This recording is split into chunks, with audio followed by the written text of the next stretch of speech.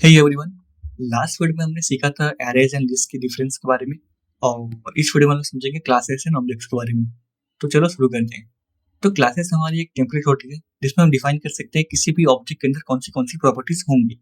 ठीक है, जैसे कि अगर हम एक कार क्लास बनाए तो उसमें हम प्रॉपर्टीज डाल सकते हैं colour, brand, speed and variables के साथ साथ हम उसके अंदर डाल सकते हैं मेथड्स। ठीक है, जैसे कि ड्राइव या फिर ब्रेक। तो क्लास को बनाने के लिए तुम्हें सबसे पहले लिखना होता है पब्लिक, देन क्लास का नेम। ठीक है, तो इस केस में क्लास का नेम डाल देते हैं कार, देन तुम्हें खोलना होगा ब्रैकेट्स। ठीक है, नाउ एक चीज नोटिस करना कि मैंने जो ये क्लास को क्रिएट किया है कि मैंने अपने मोनोबियर वाले इस क्लास की बाहर की है। ठीक है, यानी कि मेरा तो ये गेम एज क्लास है जो कि हम अभी तक यूज कर रहे थे, इसके बाहर मैंने इस क्लास को क्रिएट किया है। अगर तुम चाहो तो तुम इसको इसके अंदर भी बना सकते हो, लेकिन अभी के लिए हम लोग इसको बाहर बनाएंगे। ठीक है, नाउ इसको हम लोग अंदर क्यों नहीं बना रहे, बाहर क्यों नहीं बना रहे, कि तुम्हें अपने आप ही बाद में समझ में आ जाएगा जब तुम इस कोर्स में आगे जाओगे। ठीक है, अभी के लिए हमने क्लास बनाना सीख लिया है। क्लास बनाने के लिए तुम्हें लिखना होता है पब्लिक क्लास एंड क्लास का नेम, एंड इतना करते तुम्हारा क्लास तैयार हो जाता है। ठीक है, नाउ इस क्लास के अंदर हम कुछ डेटा डिफाइन करेंगे। तो सबसे पहले हमारा पब्लिक स्ट्रिंग कार नेम। ठीक है, इसके अलावा हम लोग इसकी एक टॉप स्पीड का वेरिएबल बना सकते हैं, public slope top speed. Okay, and इसके अलावा हम लोग यहाँ पे एक मेथड बना सकते हैं पब्लिक वॉइड ब्रेक, जो कि प्रिंट करेगा debug.log ब्रेक। ठीक है, तो अभी जो हमने क्लास बनाई है ये हमारा एक क्लास है और इसके अंदर कुछ डेटा भी है हमारा। ठीक है, जो कि है कार्डियम, टॉप स्पीड एंड एक मेथड जो कि है ब्रेक। ठीक है, तो ये होता है तुम्हारा एक बहुत ही बेसिक क्लास का एग्जाम्पल। और अगर तुम चाहो तो तुम इसमें कंस्ट्रक्टर भी बना सकते हो। कंस्ट्रक्टर क्या होता है चलो समझते हैं। कंस्ट्रक्टर बनाने के लिए तुम्हें यहाँ पे लिखना होगा पब्लिक कार। ठीक है, जो हमने यहाँ पे कार लिखा है मेक श्योर करना है कि तुम यहाँ पे क्लास का नेम यूज कर दो। ठीक है, यानी कि मैंने यहाँ पे कार लिखा है क्योंकि हमारा जो क्लास का नाम है वो भी कार ही है। ठीक है, और एक बार और याद रखना कि जिस तरह से तुमने कार को यहाँ पे लिखा है उसी तरह से तुम्हारे को कार को यहाँ पे भी लिखना है। ठीक है, यानी कि सी कैपिटल एंड बाकी A R small.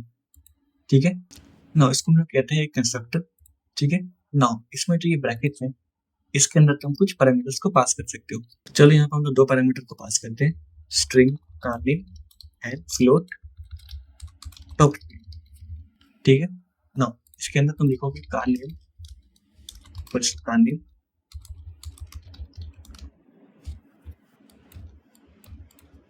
And top speed equal to top speed. ठीक है, नाउ मेक श्योर करना ये वाला जो कार नेम है ये इस वाले से मैच हो रहा है एंड ये वाला जो कार नेम है ये इस वाले से मैच हो रहा है। ठीक है, same for this one, top speed जो है ये इससे मैच होना चाहिए, नहीं तो ये टॉप और ये वाला टॉप स्पीड इससे मैच होना चाहिए। ठीक है, बेसिकली क्या कर रहे हैं हम यहाँ पे, जो हमारा ऊपर वाला कार का नेम है उसको हम लोग असाइन कर रहे हैं इस वाले कार नेम से, जो कि हम अपने कंस्ट्रक्टर के अंदर पास करेंगे। ठीक है, तो चलो देखते हैं कि हम किसी क्लास का ऑब्जेक्ट को कैसे क्रिएट कर सकते हैं। ठीक है, इस केस में हम अपने यूनिटी के स्टार्ट मेथड को यूज करेंगे।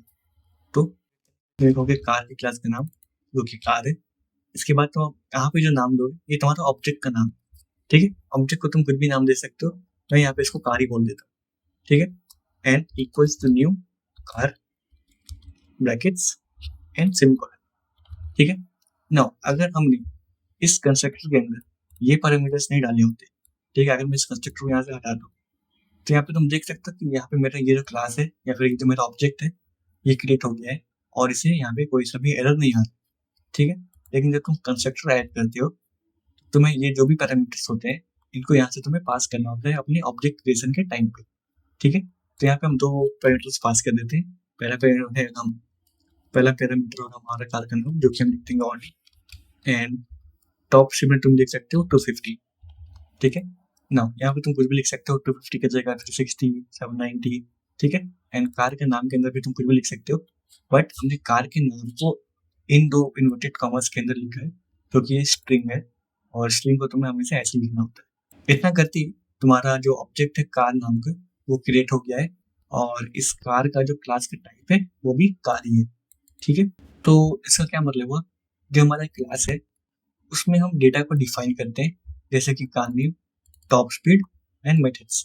ठीक है, तो ऐसे कि तुम यहाँ पे देख सकते हो कि हमने एक मेथड बनाया था ब्रेक नाम से। तो अगर मैं चाहूँ तो यहाँ पे मैं कॉल कर सकता हूँ कार डॉट ब्रेक। ठीक है, एंड इसको चल के यूनिटी में रन करते हैं एक बार।